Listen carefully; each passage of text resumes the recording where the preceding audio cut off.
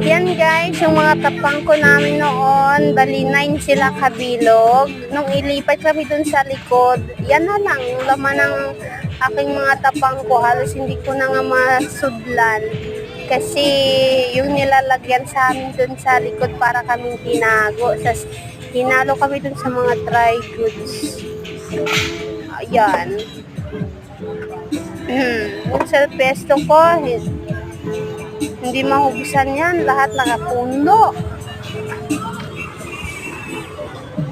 Yung sinabi na gawa ko guys, ito yung pinaburo siyang trapal na yan. Pangit siya, diba? Pero mas pinili nila kasi yan daw ang nararapat.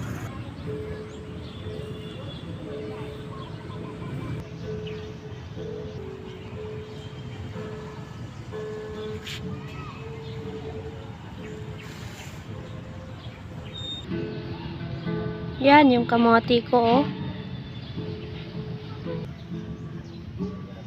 Pwede na magulay. Yung singkamas na fresh, parang 60 years old na. Yun. Saka ito pa.